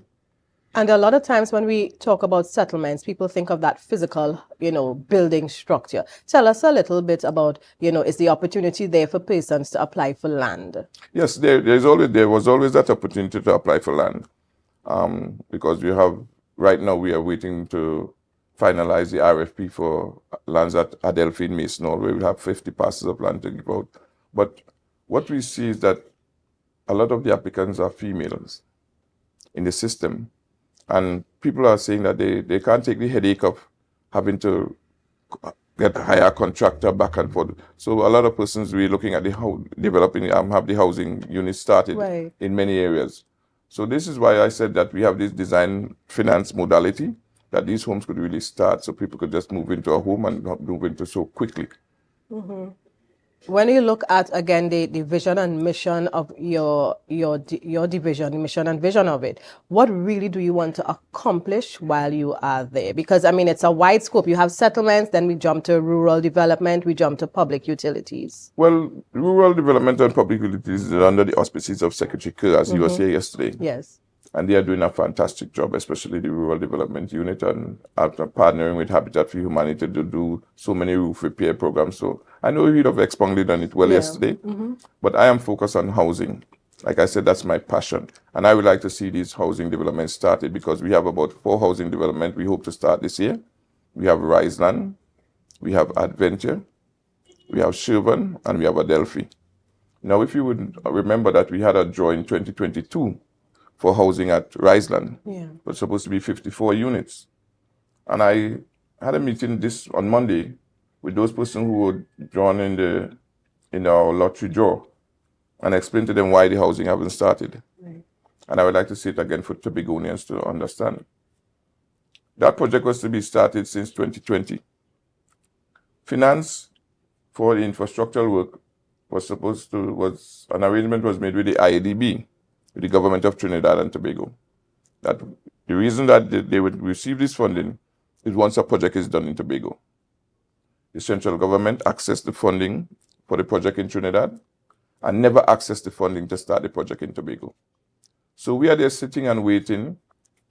NIPDEC, who was the property manager, they went ahead and got all the approval, the CEC, Tongue and Country, all the necessary approval. But they couldn't start until the government accessed the funding. And when I realized that we were being played for fools, I just talked to my chief secretary and the executive council and decided we have to opt out of this arrangement. Because we have persons with these letters in their hand hoping to get a unit as quickly as possible, and the project couldn't get off the ground. So we have now opted out of that contract. We are now doing the RFP to send out to contractors so we could have that project started, because once we have persons receiving units within this year, even though we build 20 or 50 units, I'm satisfied, because that is be 20 to 50 persons satisfied Tobagonian that they finally have some place that they could call home. But in a situation like that, with that contract you referred to, where the THA decided to opt out, did the Ministry of Housing in Trinidad give any reason, or were you able to discuss it with the minister or any technical advice as to why it ended up like this? No, well, you see, we got that information, the chief secretary and I, and probably 2 other secretaries from the chairman of the region for IADB, that the government did not access the funding. Okay. And when I approved the project manager, the chairman for NIPDEC, he had no problem of giving us the opt-out, giving us the permission to opt out of the contract, because they know that the contract terms they didn't live up to the contractual terms. And in order for us to really get housing going, we have to do whatever it takes to make sure that the Tobagonians are satisfied and getting housing, because look at the disparity. You have houses given away in hundreds in Trinidad, and we cannot start because you did not access the funding to start this program. So the recipients were all flabbergasted. They were taken back, but we gave them the assurance that we're going to keep them updated as to what's the next move. But we are hoping by March we have a contract with a contractor, so we could start the process. So I'm looking if they could finish, even though it's 20 units, because we're looking now, based on the number of persons we have in our database, we cannot afford to give everyone 5,000 square feet of land. Right. So we are looking at probably the Chung House model, so that we could, even though we could have provided 50 on the first contract with NIPDEC, we may be able to do 80 homes now. Right. So satisfy more persons. So we are hoping that even though the contract could be given out, as I said, by March, April, that we'll be able to hand out some of these before this term comes to an end. Right. And Mr. Pollard, listening to your contributions this morning, it sounds like you have very big visions for the island of Tobago, yet you have to face so many stumbling blocks throughout that journey. And it brings me to question, when progress feels slow or resistance feels high, who or what motivates you to keep pushing forward? God and God alone. I'm glad for that question, Luke. Because sometimes I go to bed after 10 in the night, and sometimes before 1:30 I'm back up. Because I came from the private sector background. So working in the public sector could be, as my friend Pastor Bain said, like molasses going up a hill in winter. Because that is how the public service operates. It's at that kind of pace, but I have a passion to see people have home. I tell people, I'm passionate of giving out home, but I don't own a home myself. Although I have real estate. Right. But I'm passionate to see that I could bring a level of comfort to a person's life. So it really takes a lot to be motivated. And as Natalie said in the start of this, sometimes it takes a lot out to you as a politician to get up every day to do this, and knowing that, okay, some of the roadblocks you meet are purposely done by persons you're working with. And sometimes we don't have the capacity in our division to really execute what we want to do. Because I always have big visions. I love to think big. I tell people I'm like the Americans. I love to think big. I dream big. So that, it takes a lot out of you. I mean, it takes a toll on the family because, you know, when you can't do what you want, or deliver what you want to deliver, sometimes you take it home with you. Right. And that is part of the job. But we're hoping that now that we have a company set up in the division, that now that falls on their shoulder to deliver these projects to these people. Understood, Mr. Collard. And as we continue this morning's conversations, viewers are going to take a quick break and we'll be right back. Just remember to share the live, share the live, share the live, and we'll be right back very soon. I say, thanks a favor to wake up and hear my neighbor. So guys, there are some new developments in housing in Tobago. So it's goat racing time. This is 116, the show that keeps you in the know with all things Tobago House of Assembly. Each week, 116 delivers a fun and engaging overview of the latest developments, achievements, activities, and events of our dynamic assembly. So join me. Let's dive into the Tobago House of Assembly's Week in Review right here on 116.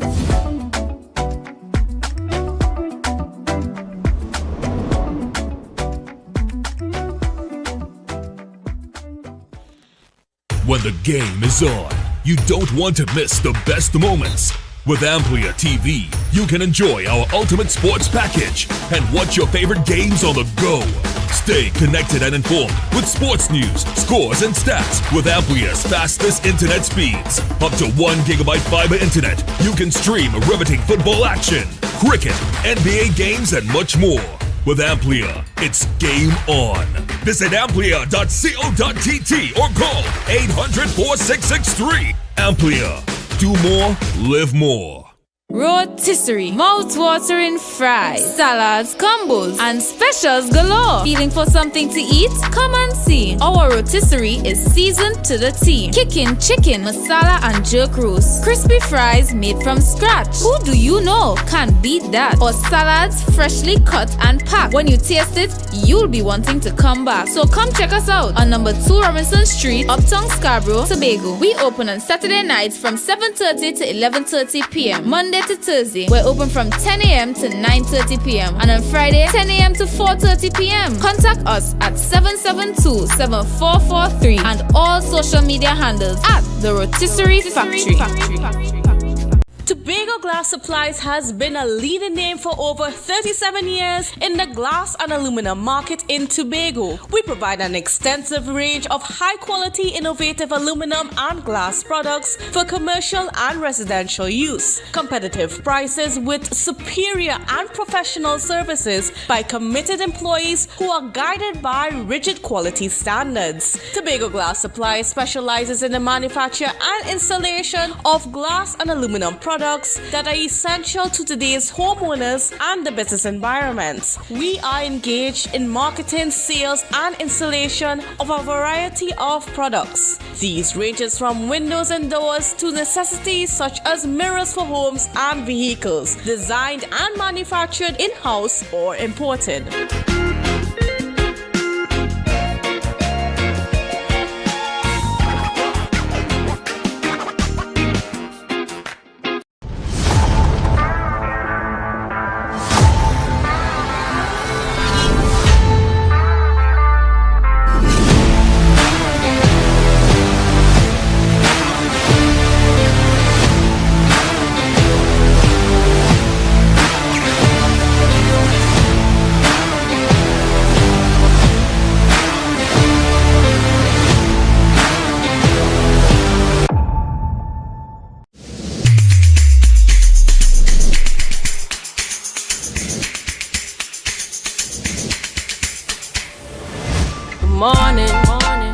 Good morning, put a smile on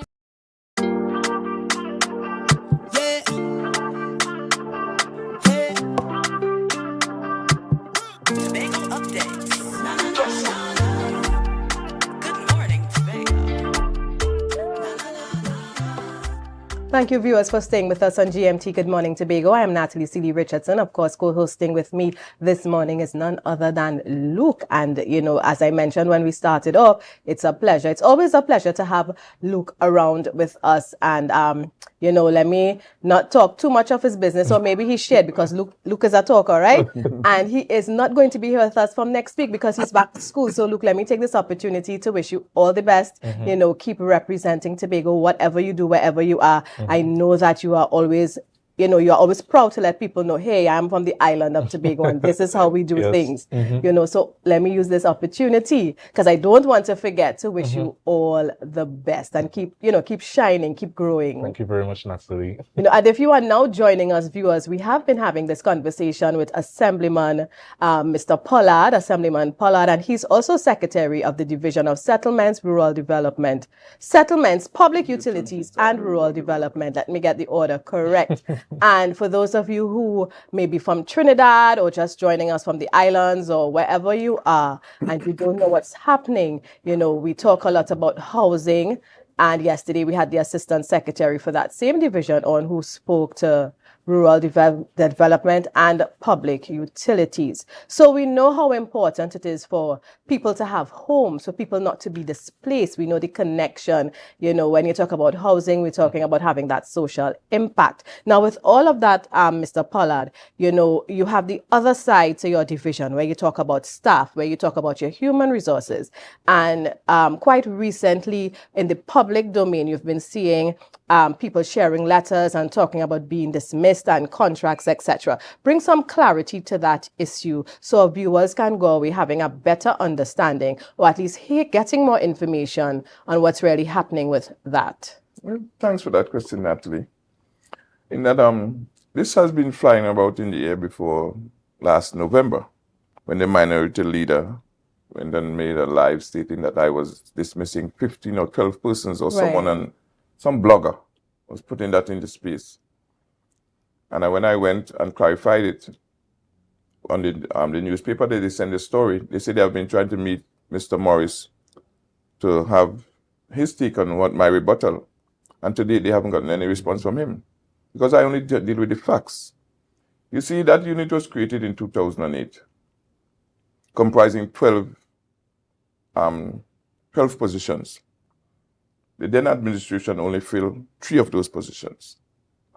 And since 2022, after I saw how housing is done in my stints to Jamaica and St. Vincent, I've been telling the division we have to restructure because housing is a social issue.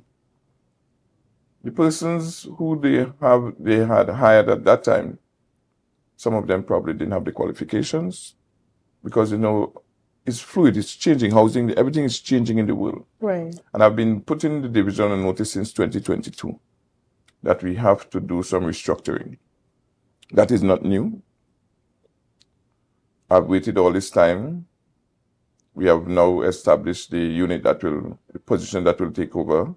So these persons, it's nothing new that they were going to be some restructuring taking place. So persons had enough time to prepare. Now I'm seeing that they're saying that 12 persons. One individual, I think today is her last working day because she turns 60 tomorrow. Okay. The other 2 individuals were given letters of, they said, dismissal. But it's not a matter of letter of dismissal. We are restructuring. I won't go into some of the personal matters why one of the 2 persons was dismissed. But it's just mischief in the space. Total mischief by the minority leader and those bloggers on the outside about me dismissing persons. The unit was never decided. They said sent home 9 persons were deployed. What the division did is everyone who came in as a BOA1, they just put them in the client relation unit. Okay. The unit, they were never part of the organizational structure. So now that myself and the administrator, we are looking at the entire division, and now that I have an administrator working with me, I must say that we have decided to build organize the unit out as it meant to be in order to have proper delivery to the persons in Tobago. So it's nothing about sending anyone home maliciously or anything like that. It's just bringing it in line with what we see, what obtains in housing and having the right persons to deal with this situation, because you have to look at the social side. It's not just going out and looking at a house and giving them money to repair. Right. Sometimes that homes have children who have cerebral palsy. You have domestic situation. So we now have social intervention officers going out and look at these homes and doing a proper assessment so that these recipients could get funding up to a certain level. It's not about just changing windows. It's about improving the quality of the home. So that will have some positive impact on society. Right. So it's not a matter of targeting anyone. It's just streamlining and changes. The Prime Minister went on here and said he's not closing down petrol train. Right. What happened after that? Thousands of persons went home. Right. But we have some mischief makers in this space who want to put it out there like, this dispensation is targeting. No, we are not targeting. We are just streamlining the division as they're supposed to be, or how they're supposed to operate. That's all. Understood, Mr. Pollard. And thank you for the clarity. And in leadership, we understand that sometimes you don't know what an island needs or what the country needs until you travel out and you go into the region and you baptize yourself in that regional understanding. And we appreciate that rural development is vital for a balanced regional growth. Talk to me about what initiatives have been introduced to promote development in Tobago's rural areas and how have they impacted the local communities? Well, one initiative I could talk about is the partnering with Habitat for Humanity. And God has sent them at the right time. Because they have been in Trinidad and Tobago for 27 years. They did, I think, 2 projects in Mariah, but they were never encouraged to come on the landscape of Tobago. And Ms. Messiah, the director, could tell you that Secretary Pollard is the one who actually opened the doors for them in Tobago. So these initiatives that they bring, because like they have the roof repair program, they had funding for $1.5 million to assist homeowners in Tobago. And the Chief Secretary with infinite wisdom didn't just accept the $1.5 million. He matched them with $1.5 million. Right. So that more homes could be repaired. And now they are seeking funding to do other things on Tobago. And all of this is spearheaded by the Rural Development Unit. So the members of staff out there going, taking assessment of these homes, sending it back to Trinidad. They're doing the assessment. And we are hiring Tobago contractors, as small the repairs as it could be. Because some of the repairs are like $12,000. We do roof repair up to $60,000. So Tobago contractors are hired to do these repairs. They are given a timeline, and we move on. And I think they started a new batch last week of another 20 or so roofs that they're gonna do. So Habitat is coming in here with a lot of initiative, because clearly they realize we don't have the funding. They even looking to assist us because land title is a problem. Yes. They have worked with the Jamaican government to bring land title regularization in Jamaica. It took them 5 years, but it's something that we are looking to initiate here in Tobago because we still have lands in our great-grandparents' name. Correct. So that amalgamation with the Rural Development Unit and Habitat for Humanity is working well for Tobago and Tobagonians, and we encourage them. They're even doing greenhouses in different communities. They have so many initiatives, coastal repairs initiative. They are doing a number of work on the island, and we encourage them. They should be here the first week in February for 5 days. We are doing rainwater harvesting. We are doing solar panel. They are doing everything that they are doing on the outside, and they are looking for money. I think they are coming there with some of the funding. The Canadian government will be with some of the individuals will be accompanying them next week.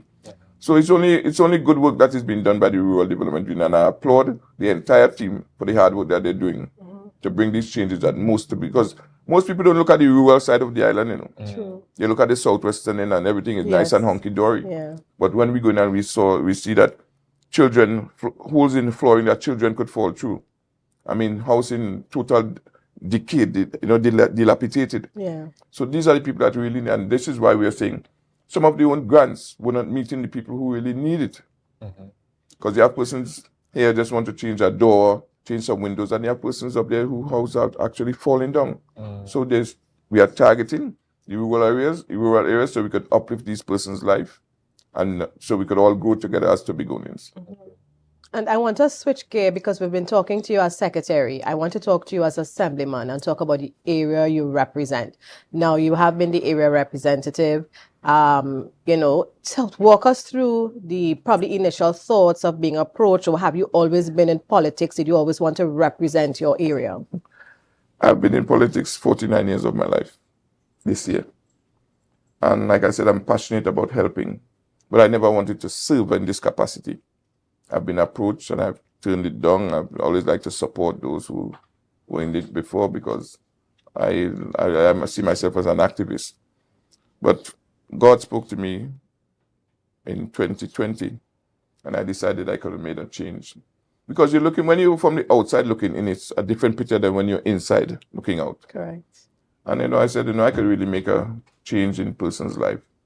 But I didn't expect that the public service will be moving at that snail pace. Because like I said, I'm a land developer, real estate. We move with speed. And then to come to this where everything has to be documented, sent here, sent there, files are lost, files are hidden, all kind of games being played.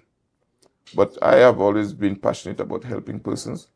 I mean, the community, you wouldn't believe the number of problems that is out there. Some of them are, mind-boggling, what people call you and ask you for.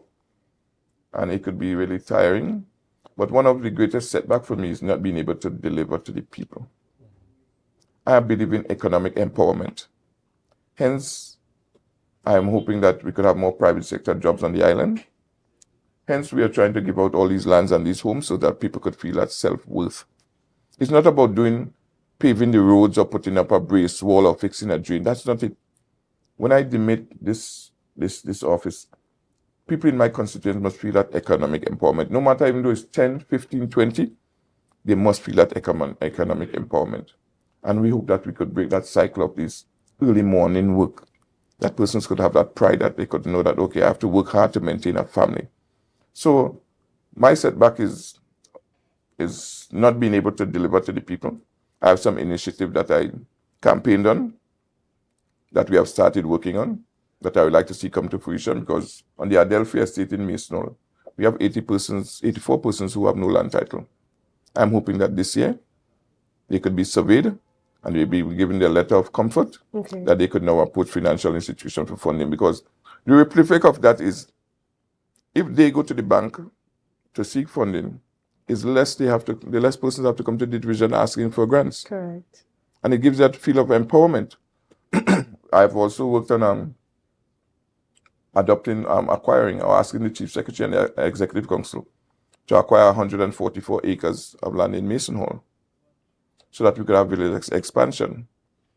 So these are initiatives that I've been working on that I hope that could come to fruition before the next election so that people could feel empowered. You know how you feel when you own a parcel of land or you own your own home?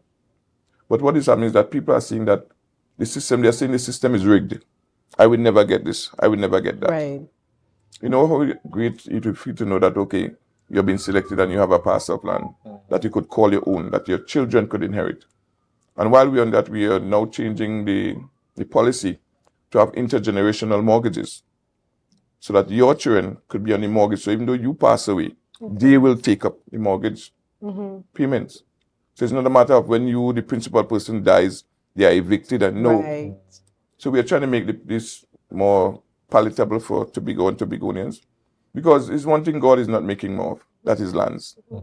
And we have a limited available lands. How do you balance the two responsibilities of being secretary and assemblyman? Because many times you hear constituents complain if the area rep is also, heavily involved in the administration of the island, because the talk is, we don't see him, we don't see her, what's going on? How do you find a balance with that? It's hard. I could say that I need to do much better with where my constituents. I'm going to be first to say that, because sometimes it's tiring, because sometimes when you have to deal with the rigors of running a division, and then you go home and then you have to go out there and deal with the public and the needs out there, and not to say that they are unwarranted needs. Right. Some of the needs are valid, but just that you don't have the resources to do it. I wish I had the bring struck of money that I could give persons to assist them with whatever they need, because I know that they really need the assistance.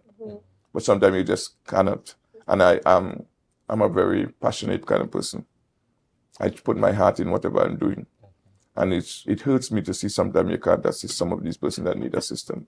I do help where I can. I don't like to public. I'm not one of the Gen Z or Gen Y. Right. I do things quietly. If I'm assisting someone, the world doesn't have to know. Right. Who must feel that effect is the person that I'm assisting and the family. And that is what is important to me.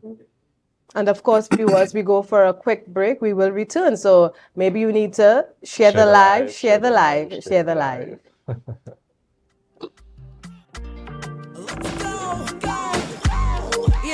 Coconut's Cafe, the buffet restaurant that specializes in all your tasty local dishes. For breakfast and for lunch. Breakfast includes coconut bake and sada roti, served with chokers, bull joil, and sausages in tomato sauce. Not forgetting beef and cheese pies, shepherd's pie, macaroni pie, and rice in various styles. Meats served in a variety of flavors, garden salads, and pasta salads. All this accompanied by fruit juices, coconut water, your choice of a great combination to appease your taste buds. So call us today to order, as we are here to accommodate your busy schedules or if you are having a cooking day off.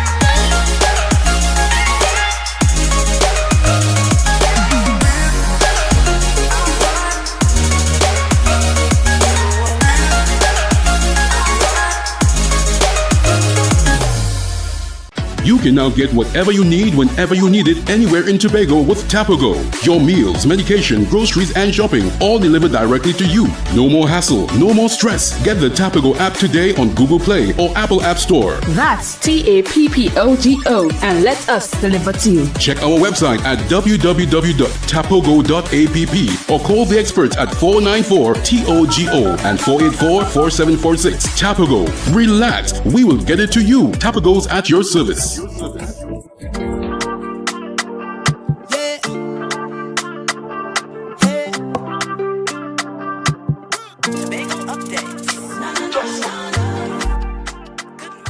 Welcome back to Beneath the Surface right here on Tobago Updates, and we are chatting with Assemblyman Ian Pollard. Now, Mr. Pollard, earlier in the interview, we would have identified a problem where housing is concerned, touching on the fact that we have people waiting in the system for over 20 plus years.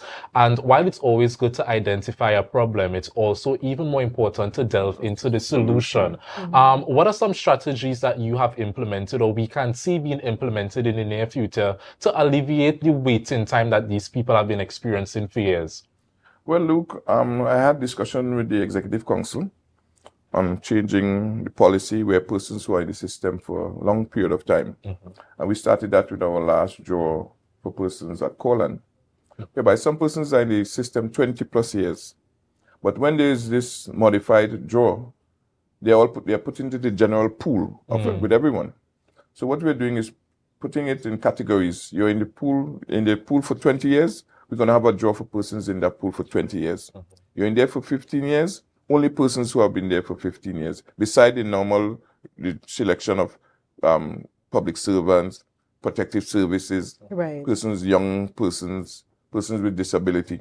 Because in order to bring some kind of comfort back, persons who believe that the system is rigged, to bring some confidence, to know that, okay, yes, I could still have a chance. But What I've noticed since taking office is that some persons, they come and put their name into the system and they think it's an automatic rollover. Okay.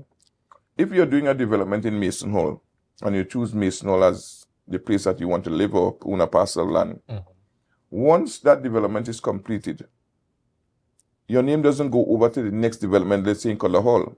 You now have to come and update your application to Cutler Hall to be eligible to be qualified for that joint Cutler Hall. So some persons just put their name down and think that I'm not hearing my name. And I think the division, I spoke to the communication unit, I spoke to my assistant and the administrator, that we have to do a better job of informing the public of this. That you must come and update your application in order to be qualified for any specific job. So I tell everyone, Adelphi, Adventia, Riseland, Shervan, bring all your applications up to date with these places because these are where the next draw is going to take place. And hopefully later in the year, Bacalet. So that is part of the problem why some people think they are not getting through and the system is rigged. The last draw we had for Riseland, I remember a gentleman brought in his application the Thursday. The draw was Friday at, I think, 1 o'clock.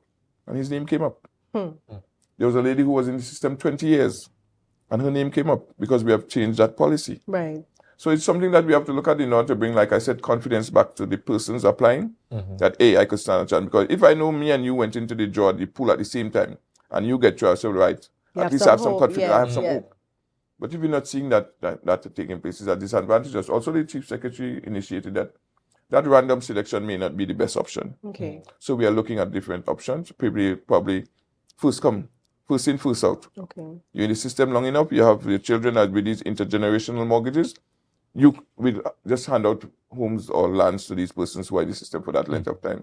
Once we could have the payments maintained, that's how we do it. But life is dynamic, it's fluid, it's changing, so we have to change with the times as to bring some level of comfort to the people of Tobago. And look, before you ask the question, the Assemblyman just mentioned that with updating your application and, hearing him say it makes sense, but I never processed it like that. And really, when you're on the inside of an office or an organization, things seem quite matter of a fact. And the drive to communicate outwardly may not be as strong. So it will really be a good thing, Assemblyman, for the division really to bump up some of the publication, the communication coming out of the office. Because I think even for some persons who may have applied, it may now make sense, that's why I'm not being selected, because your application is there. You never really process, okay, well, those areas are closed off, and that's what I had on my list. Probably some of you may not even remember where you selected.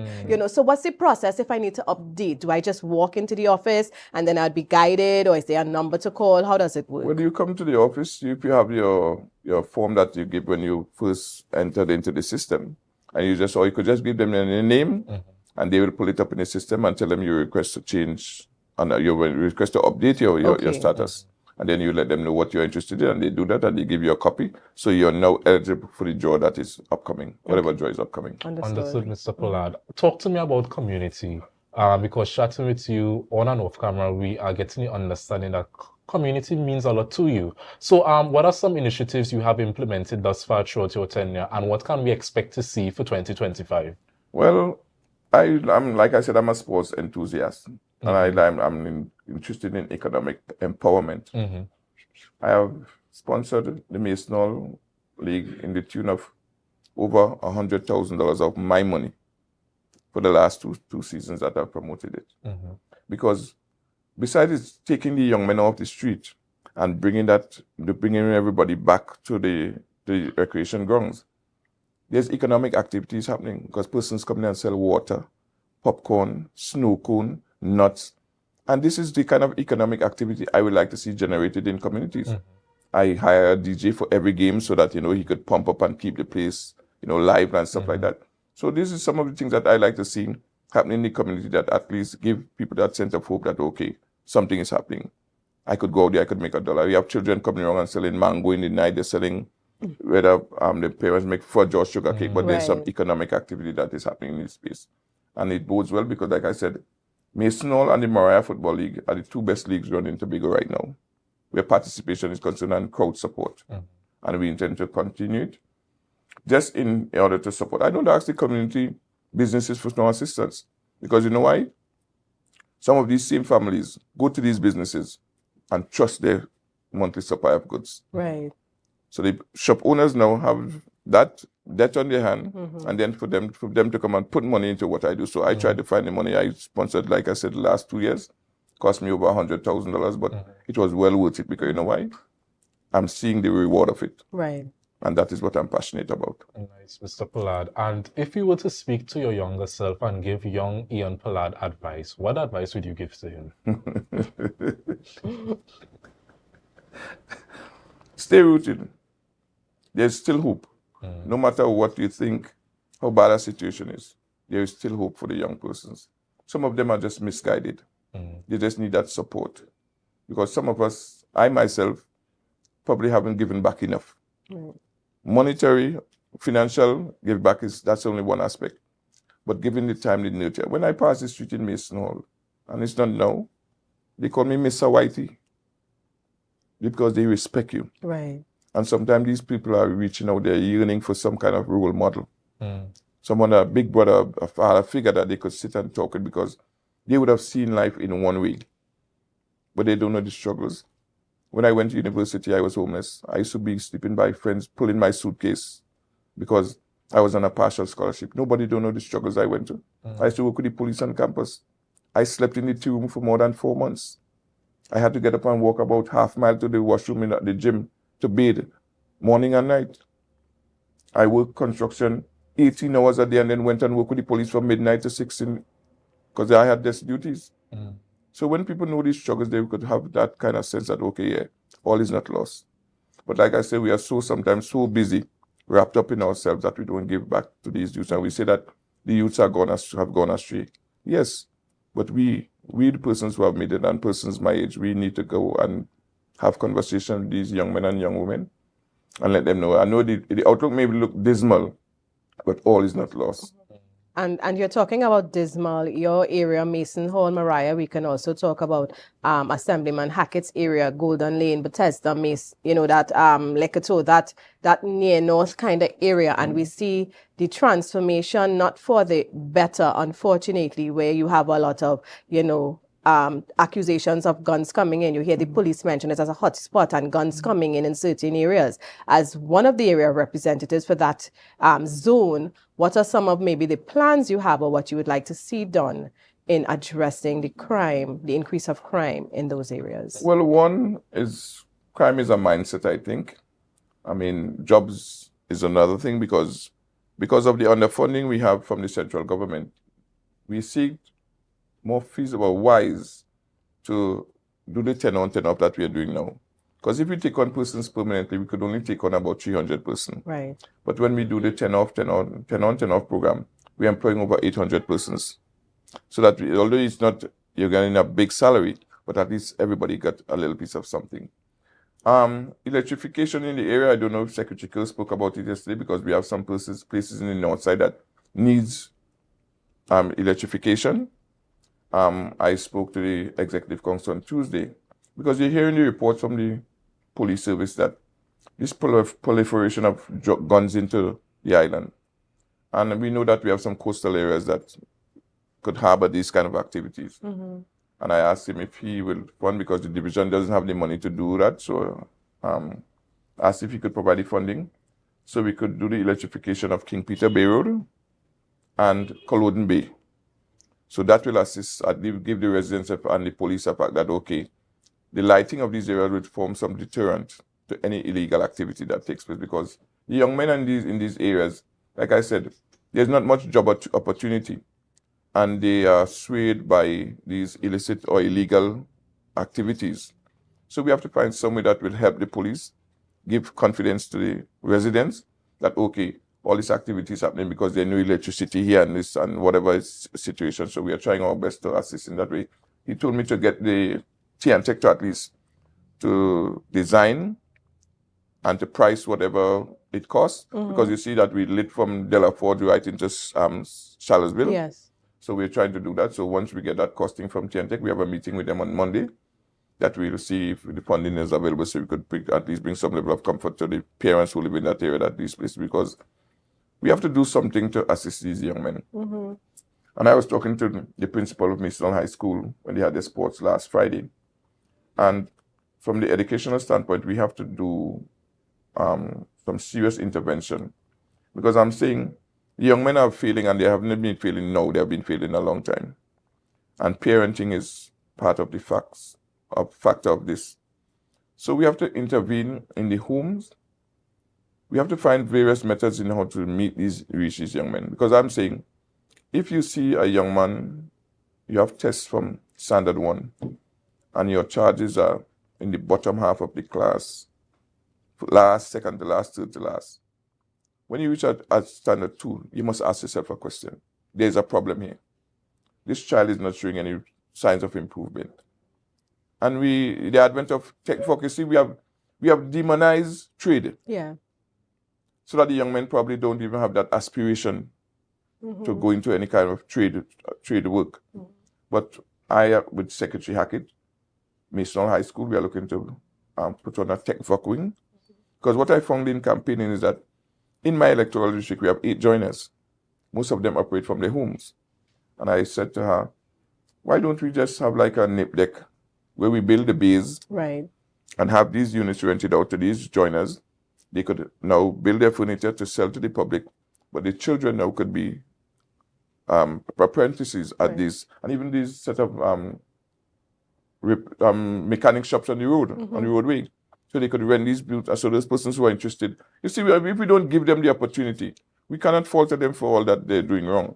But we have to find initiatives or ways that we could get persons involved, because academia is not the only thing.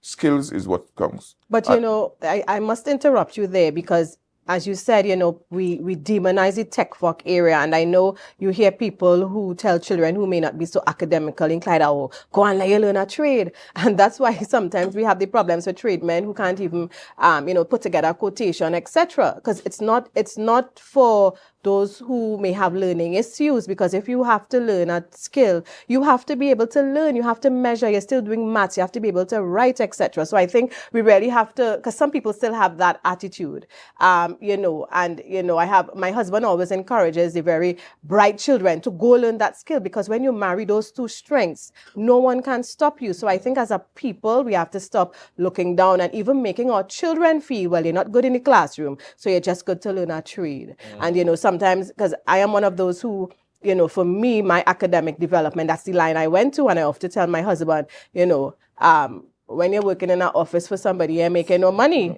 best I learn how to fix cars or something, because it becomes my business, my trade, and I can take it to another level in addition to the schooling that I have. You know, and you see other ethnic groups who are successful at it. You know, so I think we really have to work on that. And you mentioned getting the young men off the road in terms of job, but I have to ask you, Assemblyman, do you think the guys who are on the block really want a job? And we're just generalizing. Yes. It's a question that we ask ourselves every day in executive councils, because you're providing this temporary employment. It's better than nothing, because you're complaining that you have nothing, and then there's still illegal activities. Right. So sometimes they don't have the motivation, the drive. That's why I say something has to fuel it. Right. And I like encouraging persons to do what they like, not what you want them to do. And that is what is very, very important. Because COVID would have been a great teacher to me and should have been a great teacher to others. Right. Beside working from home, the few government workers, who was making the money over COVID? Skilled persons. Yep. The tradesmen was still available to go out there to go and do their work. But you had to be cooped up home if you didn't have a skill. And we're seeing where I sometimes pay excavator operators $600 a day. Yeah. You pay backhoe operators $500 a day. But I mean, we have to first find out what these children really like, and then put them into that direction to make sure that, okay, because if you know you're getting up every day to do something that you like, there's more energy, there's more enthusiasm. Yep. But it's because it's just to go and get a DP. Yeah. You get nothing out of that person. Yep. Yeah. Quite true. Mr. Pollard, but unfortunately, we're all out of time for this morning. But it's always important to have these multifaceted conversations, Natalie. Do you agree? Definitely. Again, it's called beneath the surface for a reason, Correct. right? Correct. So, Mr. Pollard, I want to thank you for agreeing to sit in the Beneath the Surface chair this morning. The conversations, I think they were different. I think you were the first one that actually took accountability for some of the shortcomings, and you were honest and transparent. So we want to thank you for that. And viewers, this is week 2 of the Beneath the Surface series. Next week we continue. We do hope to still see Miss Megan Morrison. We have been expecting her since last week. Right. So hopefully next week, for all the viewers that have been calling and asking, we should expect to see Miss Morrison. Hopefully, we are expecting to sit down with the Chief Secretary sometime next week. Assemblyman Zia Hackett, Assemblyman Faith Brebner. So next week might be a very interesting week for all and some. So for those of you who missed the first 2 weeks, the replays are available right here on Tobago Updates on multiple platforms, YouTube, Facebook. If you want to visit the website to catch up and see the trajectory of the series thus far, you can do just that. But viewers, for all of you who always tune in, thank you for choosing Tobago Updates to start your morning on the right note. Thank you for believing in the vision and the impact we have here on the island. And most importantly, you have a blessed and safe weekend. All right, everyone. So as we depart, just remember to share the live, share the live, share the live.